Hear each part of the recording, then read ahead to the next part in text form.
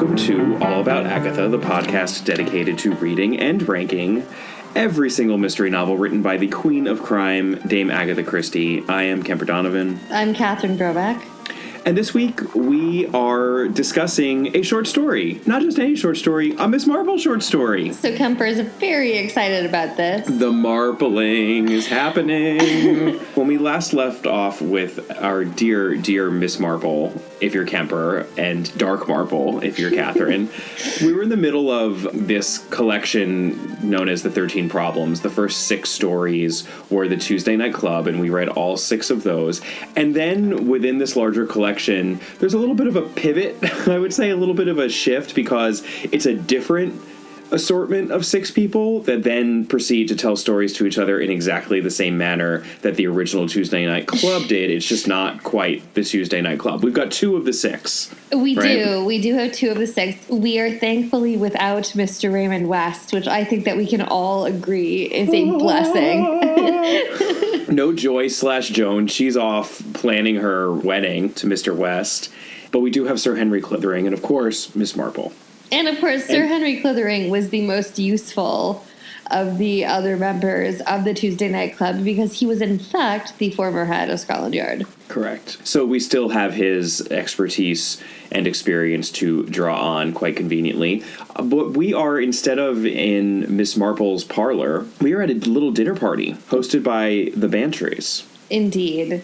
We should probably mention the title of this story, by the way. It's The Blue Geranium. Yeah, that might be helpful. It was first published in the Storyteller magazine in December of 1929. Let's start off with our victim, and then we'll get into the framing of the story as we talk about the world as it appears to be. But our victim is a Mrs. Pritchard, who is a whiny invalid married to George Pritchard and cared for by a number of nurses. Yeah, and she comes across as a real piece of work. It's one way of putting it.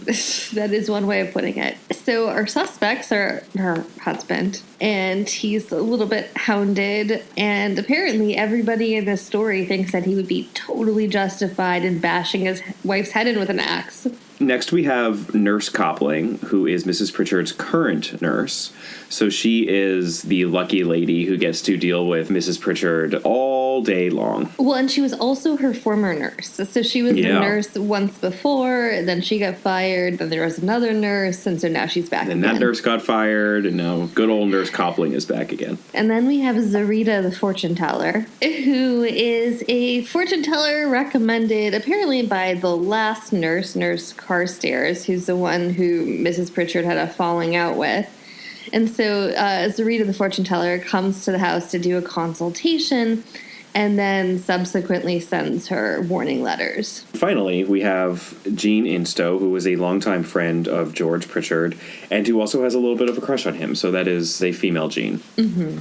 Let's talk about the world as it appears to be. All right. So as we said, we're back essentially in the Tuesday Night Club, except we're actually in the dining room of Colonel Arthur Bantry and his wife Dolly. They are really good friends with Sir Henry Clithering. And so they want to have a dinner party for him, and they need a 6th person for dinner. They are conveniently located near St. Mary Mead. And so that prompts Sir Henry to suggest none other than Miss Marple. But Dolly thinks this is ridiculous because Miss Marple is an old maid and boring and never leaves St. Mary Mead, and she doesn't want her at the dinner party. But Sir Henry, knowing better, insists. The progress we've made from the Tuesday Night Club murders to now is that at least Sir Henry does not underestimate Miss Marple. He's like, no, you don't get it. She's a genius. Yeah, and he basically knows what's up. Yeah, and he basically says, well, we had this Tuesday Night Club thing, and she just bested all of us. Yeah, and Dolly Bantry is skeptical, but she goes along with it. And by the way, we will be seeing more of the Bantrys in future Miss Marple novels, so let's keep that in the back of our head.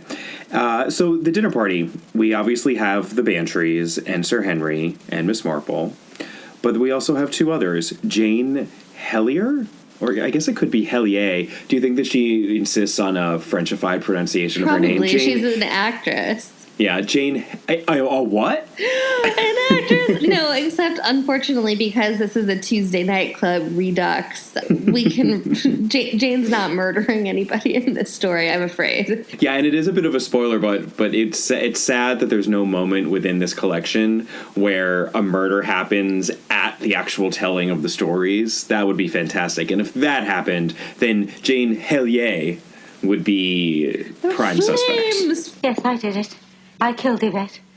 I hated her so much. It flames on the side of my face, heaving breaths. The sixth guest we have is Dr. Lloyd, who is a local doctor. These are not suspects, as we've noted. No. But Dolly has decided that because they've already heard about Miss Marple's crime-solving prowess, they have to come up with, like, a compelling story. Because I will also say, Miss Marple does not really gain any points by how she shows up to this dinner. She shows up dressed in black lace gloves and, like, a black lace doily on her head and, like, a black lace shawl. Yeah, this is still our original Miss Marple, who we saw in the first 6 stories, who seems to be really old, really doddering. You imagine her just sitting and not really even being able to get up and move around all that well, and she seems to get confused when she speaks, and she's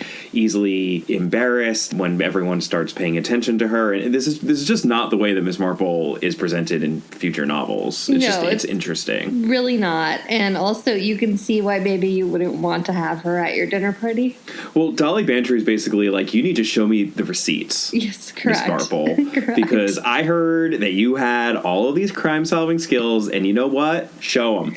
Right. And so she has her husband tell this, I guess, ghost story. Except it's really not a ghost story at all.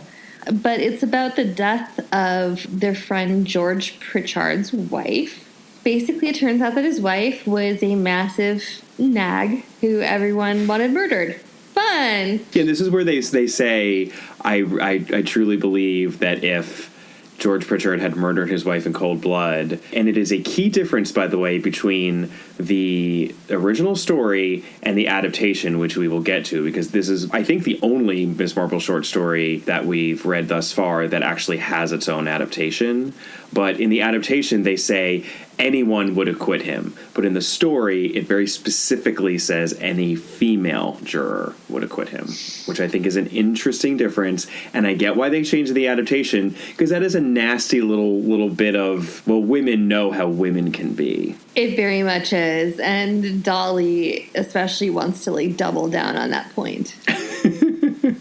It seems that Mrs. Pritchard didn't leave her room. She just rang a bell continually for, like, any... Ever. Yeah.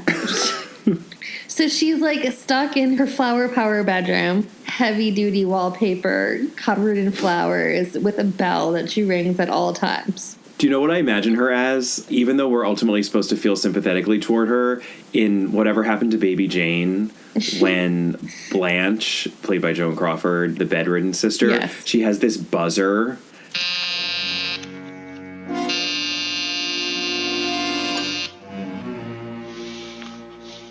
Excuse me? Certainly.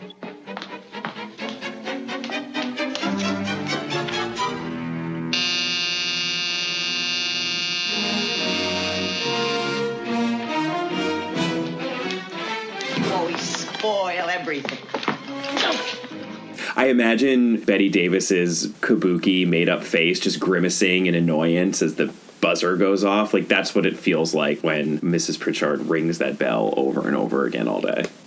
As we mentioned, there have been multiple nurses in Mrs. Pritchard's employ because she gets impatient with them and she has a habit of firing them.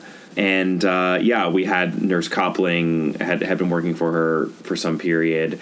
Then they had a falling out, and there was this Nurse Carstairs who's never actually there for the telling of this story. This is the last nurse. And then once she also fell out of favor, Nurse Copling returned. Then we find out from Nurse Copling, although this is especially complicated because really we're finding out from Colonel Bantry right, that Mrs. Pritchard had been told by Nurse Carstairs before she fired Nurse Carstairs about the services of a Spanish fortune teller named Sarita. She's mostly defined by her like heavy black hair and dark circles around her eyes and the fact that she wears a black veil. She, Miss Marple, could possibly trade some fashion tips. I know. I imagine Miss Marple wearing like a Spanish widow's like mantilla. That's exactly what I keep imagining. Yeah, and I also think Sarita's probably wearing something a little bit like that. And so Sarita comes in and does her scam fortune telling business while Mr. Pritchard is on the golf course, by the way. And then they get an ominous letter the next day that reads, "I have seen the future. Be warned before it is too late. Beware of the full moon. The blue primrose means warning. The blue hollyhock means danger. The blue geranium means death." So that happens. So that's not good. No, especially for a lady whose bedroom wallpaper is covered in flowers. I was a little confused by the way that it was described in the story, to be honest. I felt like Agatha Christie had a very specific wallpaper from 1929 that maybe was all the rage in 1929 in mind when she was writing about it. And I couldn't quite picture it myself because she says... It almost seems like decals. Like, you know how you can get those stickers that you can put up instead of actually having... They make them now. And so instead of having actual, like, wallpaper, like, you do them for children's rooms a lot. Yeah, and this actually ends up being significant, so we're not just being nitpicky for no reason. We don't have that. We actually don't have that big of an interest in the wallpapers. In wallpapers of the late 20s. But I feel like you could potentially have that interest. I know. I might actually definitely have that interest. It's definite possibility. Like very quietly shoving like your 3 books on decorative wallpaper. I know. I'm high. Well, you know what? There's some really good patterns from especially the arts and crafts movement. Had awesome. All right. I'm cutting you off. So Mrs. Bantry is herself an avid gardener, and I'm surprised she and Miss Marple haven't bonded over that, since we do know Miss Marple is also an avid gardener. But she interrupts her husband at this part of the story when he gets to the wallpaper and says, "You'd better let me do that. It was papered with one of those new wallpapers where you apply clumps of flowers to make a kind of herbaceous border. The effect is almost like being in a garden." Though, and then she goes into how the flowers are all wrong because it has all these flowers that don't bloom at the same time, all in the same tableau. Because apparently Mrs. Bantry is literal. So yeah, it's like actual clumps of flowers. This is a 3D relief, effect, which is really weird. I still think that it's closer to the decal thing than it is real flowers. She says clumps of flowers. You apply clumps of flowers. But here's the problem with this. If that's true, then the blue geranium is going to have an issue because we have some issues with paper coming up. Let's get to that. But in any case, I think it's unclear and should have been a little better described. And I actually think it's because a contemporary reader might have had a little bit instinctive of a sense of what she meant by that, because it was probably more common back then. I don't think we use wallpaper as much. I guess I don't. Wallpaper has made a comeback. Has it? Yeah, seriously, it really has. You can buy like very high-end wallpaper. I feel like you can also buy hipster wallpaper. I'm sure there's like some version of hipster wallpaper you can buy like Urban Outfitters or something. You definitely can buy hipster wallpaper. That's for sure. Yeah. But in any case, whatever the wallpaper exactly looks like and consists of, it has flowers all over it. So on the next full moon, one of those wallpaper primroses turns from red or pink to blue. Mm-hmm. And then on the full moon after that, one of the red/pink hollyhocks turns blue. And then after that, Mrs. Pritchard dies in her sleep, and on the morning that she's found dead in her bed, there's a blue geranium above her head, and that blue geranium had previously been red/pink. So I guess the fortune teller was right, and there really are evil supernatural forces at work, and they killed Mrs. Pritchard because she had it coming to her. The end. Yeah. That Just kidding. Seems a totally accurate description of an Agatha Christie mystery. This isn't the dressmaker's doll. No, it's not. World as it actually is. The world as it actually is obviously fortune tellers aren't real sources of information. We should just be suspicious to begin with. Hey, who is this fortune teller? We only know from this story that Nurse Copling told Mr. Pritchard that Mrs. Pritchard had found out about the fortune teller from Nurse Carstairs. So we never hear this from Mrs. Pritchard herself, right. Obviously, because also the story is being narrated, but the information is not relayed through Mrs. Pritchard. We also know that she is heavily costumed, which guess what guess what that always means in a Christie story. It means the person who's costumed is not who they say they are. Exactly. And they are in the house when Mr. Pritchard himself is out playing golf. Plus, when they try to track down the address of this fortune teller, that address has never heard of said person. That's our clue number one. Clue number two. Jean Instow, we mentioned earlier, she is super into George Pritchard, but that's not exactly uncommon since he is apparently quite a catch, very swoon-worthy. And we know this because Nurse Copling also seems to have a bit of a pash for Mr. Pritchard. Indeed. So what's our deduction from there? We know that ladies will turn on each other at the drop of anything. So we can deduce that George is not the only one to have a motivation to bash in the skull of Mrs. Pritchard, being the henpecked husband that he is.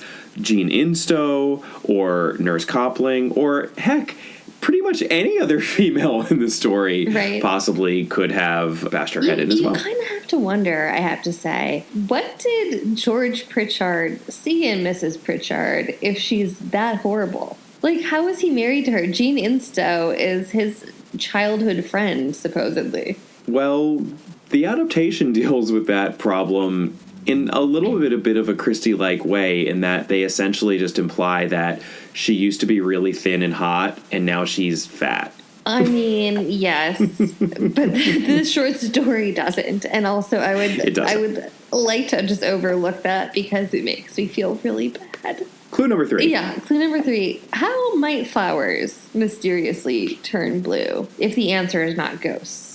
And I would like to, before you get to this deduction, because I was doing a little bit of thinking about this, because something struck me, and I think a super, super astute reader / listener of this podcast might have noticed that the last 2 Miss Marple short stories in this collection, in the larger 13 Problems collection, those being Motive versus Opportunity and The Thumb Mark of St. Peter, they hinged on science problems. Right. Both of them.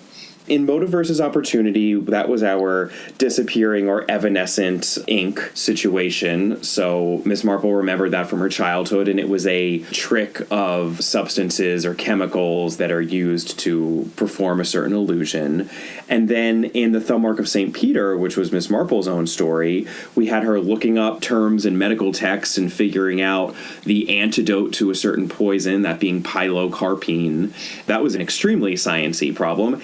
And now we have this story, and perhaps we're seeing a pattern here, because if we remember that context and then think about what might turn something red/pink into something blue, we might actually think about litmus paper. It's a literal litmus test. Litmus paper. Miss Marple's like a scientist. I know. Litmus paper reacts based on whether or not it's exposed to an acid or a base. As we all experimented with in 3rd grade science class. What we have here is if paper were placed over the flowers and then exposed to, let's say, I don't know, smelling salts. Something basic. Yeah, it would convert the color from pink to blue.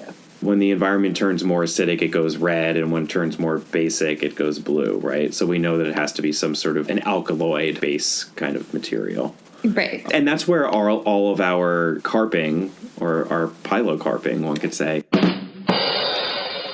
about what the wallpaper truly looks like is important, because I think you could make the argument that the more textured the wallpaper, the more likely it is that you could actually put litmus paper over it successfully, because you're adding bumpiness to something that's already bumpy. Yeah. I think if it's flat wallpaper, it's really hard to put a bit of litmus paper over that and not have anyone notice. Yeah, that's probably true. You know what I mean? Mm-hmm. So I think that's why this wallpaper is this weirdo applique 3D relief whatever thing that I at least was not used to seeing. It's all very like Rococo, you know? But do you remember, did you ever watch that show where you have two families and they flip houses? Just wait till you see the results on an all-new Trading Spaces next. And the other family has to redecorate a room. One of the most famous episodes of it is that they literally gessoed hay on all of the walls in a room. Because it was a farm or something? I think it had like some rustic theme. And so, yeah, decoupage, except with hay on every single surface in the room. So this is the floral version of that? Yeah, I think so. Yeah. It's honestly, and you can even get a sense from it from the adaptation when they do depict this bedroom. Even just the flat version of it is insane. Right. I mean, maybe in a child's bedroom it's okay, but it's insane to have all of these flowers depicted all over your room. Like, it's very claustrophobic. I find it, anyway, very claustrophobic. That's a huge clue and gets us very, very far, I think, to how this happened. But let's go that extra final mile. Clue number 4. So, what might randomly kill an annoying lady in a locked room? And, like, there's no indication that anybody else has gone in or out, right? So, I mean, the obvious solution here is, well, this is a hypochondriac who already has, like, a stockpile of drugs. So wouldn't the easiest thing be to swap out her medication for something else? And there is a lot of references to her and her smelling salts, to be fair. Yep. Christie does reference her smelling salts a lot. Yep. Guess what smelling salts can be swapped out for? Cyanide salt. Fantastic. And then clue number 5 is great because this is one of those moments where I believe Miss Marple randomly asked the question. She's like, was there a gas smell when they found Mrs. Pritchard's body just out of nowhere? And everyone's like, what? What are you talking about? Yeah, what are you talking about, lady? And of course there was, because Miss Marple is not one step, but 18 steps ahead of everyone. And the deduction there is that, you know, it's a great clue because it almost feels like a red herring where you're like, oh, this can't matter. But the gas was turned on by the murderer to cover any potential smell of almonds that would have resulted from those cyanide salts being sniffed up and then wafting through the air. So Ms. Marple was just basically in her own criminal mind being like, well, if I were doing this, then I would need something to cover it up. So there must have been a gas smell. And she's right. So crazy because Nurse Coupling did it. We can talk about the psychological aspect of, you know, her attraction to the husband and all that. But she had access, right? I mean, she was the one who by far had the most access of anyone. And so she had access to litmus paper because she's a nurse. She had access to cyanide. She had access to all of Mrs. Pritchard's medication so that she could swap out the smelling salts with cyanide and then swap them back in because she's, of course, the nurse, so she's the first person to find the body. And the critical thing about the fortune teller is that we only hear about the fortune teller from Nurse Coupling. We don't even know that Nurse Carstairs recommended the fortune teller. We only know about it through what Nurse Coupling said. And also, again, heavy costuming. She just dressed up as the fortune teller and she scared Mrs. Pritchard, and then she did, you know, her whole prognostications with blue stuff. It's really pretty sick because, like, why wouldn't you just kill the woman? I know. She could have just switched out the smelling salts for cyanide salts. And not spend 3 months spooking the woman. Psychologically torturing her. But I think that I guess the argument is that because there was all this hullabaloo made about the things on the wallpaper and she was telling everyone how scared she was, it was easy for the coroner or what have you to just say, oh, well, this was brought on by anxiety and fright because she was beside herself because of all this stuff that had been going on. Versus if she just randomly died, maybe they would have looked into it a little bit more. Not that they really would have found it. Like, she probably still would have been okay, but I guess it just made it really airtight for her. I suppose so. I mean, mostly it just seems like the woman spent 3 months psychologically torturing another woman. She was in love with George Pritchard. Yeah. Yeah. But unfortunately for her, she didn't know that George was super into Jean. Right. So she psychologically tortured and murdered a woman for nothing. Yeah. And then at the end of the story, poor George and Jean are both being awkward around each other because they both kind of think that maybe the other one did it, right? Right. And so Miss Marple, one of the big questions that she has is whether or not George and Jean have hooked up since his wife's death. The answer is, well, no. In fact, it's super awkward. And for her, that seals it, too, because if they had, then that could potentially mean that had been, like, if they had been planning it together, you know, that to her reeks of innocence, right? Because the two of them are, even though they're into each other, they're afraid that one of them is guilty. And obviously there was no conspiring. There was nothing untoward going on there. No, nothing at all. And so, yeah, that's really how she settles on Nurse Coupling. And she is correct. And then Sir Henry, of course, gets to break in here with his convenient expert knowledge from Scotland Yard and say, as a matter of fact, I have something up my sleeve. A nurse has been arrested on a charge of murdering an elderly patient who had left her a legacy. It was done with cyanide of potassium substituted for smelling salts. Nurse Coupling trying the same trick again. Miss Instow and Mr. Pritchard need have no doubts as to the truth. Now, isn't that nice? Cried Miss Marple. And she does feel the need to clarify. I don't mean about the new murder, of course. That's very sad and shows how much wickedness there is in the world. The story ends with her just twittering away about nothing. That's the end of the story. Yeah, back to complaining about the nurses in St. Mary Mead. Which is what she's doing at the dinner party prior to this tale of murder and intrigue. She's complaining about the nurses in St. Mary Mead.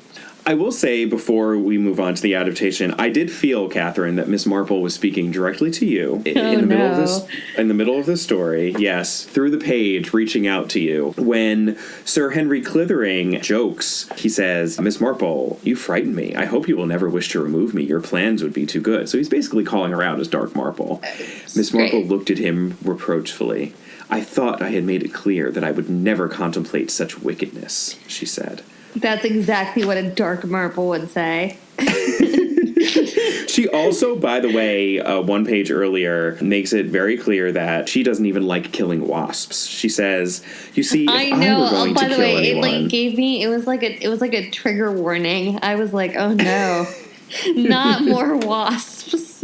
She says, if I were going to kill anyone, which of course I wouldn't dream of doing for a minute because it would be very wicked, and besides, I don't like killing, not even wasps, though I know it has to be, and I'm sure the gardener does it as humanely as possible. Let me see, what was I saying? If you wish to kill anyone, prompted Sir Henry. Oh yes, well, if I did, I shouldn't be at all satisfied to trust to fright, etc., etc. I'd say this story, some of these early Miss Marple short stories are more robust than others, and this was one of the more robust ones. I quite enjoyed it overall. Oh, I liked it too. I mean, I think that it has really disturbing gender politics in it.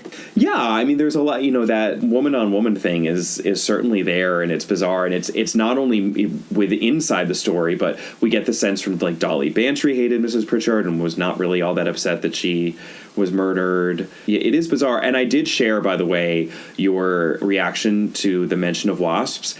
And this is actually an excellent segue into the adaptation, because the adaptation doubled down on wasps.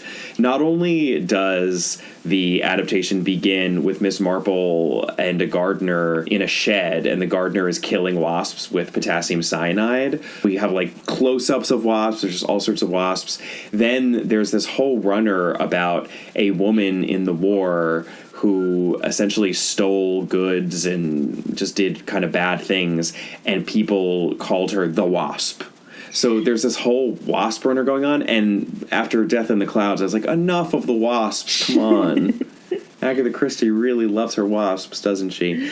But just to speak about the adaptation, this is the rare Miss Marple short story that got a proper adaptation in the recent Agatha Christie's Marple series. This was season/series 5, so we are in the Julia Mackenzie years, who I believe is the preferred Marple for both of us between her and Geraldine McEwen. Oh, there's no question about that. Yeah. We complained when we did the Tuesday Night Club murders how none of those was adapted, or at least properly. There were bits and pieces of them that were sometimes pulled into non-Miss Marple stories. Even the Thumb Mark of St. Peter, by the way, and I don't think we mentioned that when we did the episode, but pieces of that had been pulled into one of the other Marples somewhere in there, and it's fine that we didn't cover it, honestly. But this one was properly adapted, and the story had to be fleshed out, since obviously this is a robust short story, but there's not a whole lot going on, and I think they did a pretty good job of it. Again, we complain about this series, so I'd like to give credit where credit is due, and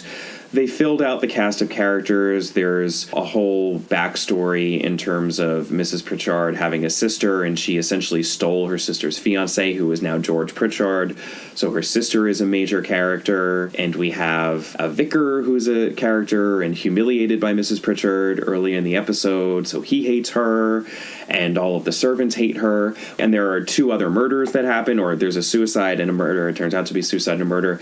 We don't really have to go into it, but it's well done, and they needed to complicate it, and I think they did a good job while retaining the central mystery with the same murderer. It's still the current nurse who does it, and we see her dressing up as a fortune teller, and it's done quite well because you really can't tell who it is, so props to them for doing that. It's not always easy to bring those Agatha Christie costuming moments to life on the screen and do it convincingly. Definitely true. And the means of the murder was also the same, and they did actually show at the end the litmus paper being pulled off of the wallpaper, and it was pasted on there with expert precision, which, hey, you know what? Good on them. She must have had some, really good arts and craft skills. Yeah, really good glue that, didn't get gloppy, and she knew her crafts, because it was definitely a flat wallpaper in the adaptation. So, yay, Agatha Christie's Marple. I think they got one right. Everybody should just bookmark this for posterity in case we never say it again. It did also feature George Pritchard was played by Toby Stevens, who's a favorite of mine, son of Maggie Smith, so how can you not love him? Also, my favorite Rochester in my favorite adaptation of Jane Eyre. Jane, I want a wife, not a nursemaid to look after me. I want a wife to share my bed every night. All day, if we wish. If I can't have that, I'd rather die. We're not the platonic sort, Jane. In which Jane Eyre is played by Ruth Wilson. What's actually so good about that adaptation, it's 10-ish years ago, BBC adaptation, I believe, is the relationship between Rochester and Jane. How much have you, Jane? And on the world? 5 shillings, sir.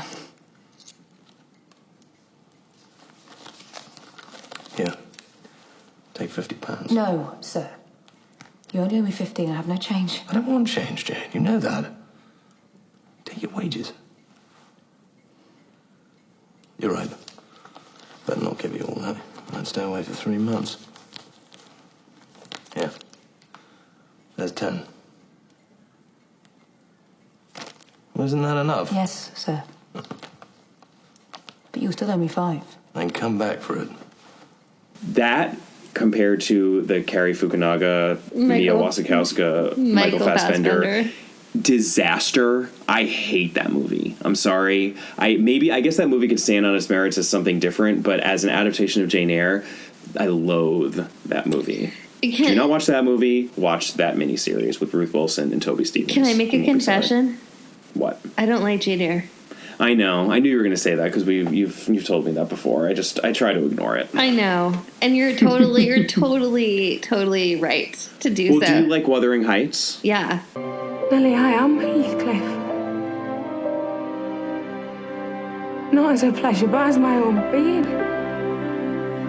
Okay, well then that's fine, because people are either Wuthering Heights people or Jane Eyre people. But if they don't like either, then I can't. Oh no, I was a huge Wuthering Heights fan as a kid. No, and actually, if I had to guess, is Catherine a Wuthering Heights or a Jane Eyre person? I would guess Wuthering Heights. I know you. I know you, Catherine. Fair enough.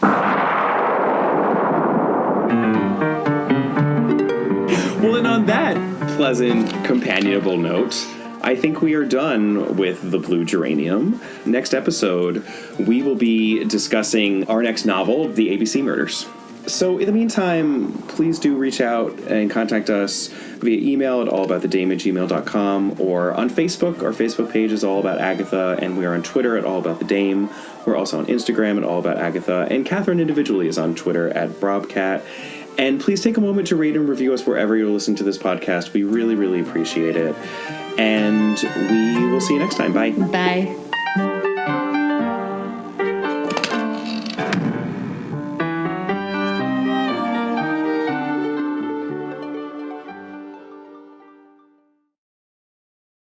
Are you ready to launch your career to new heights?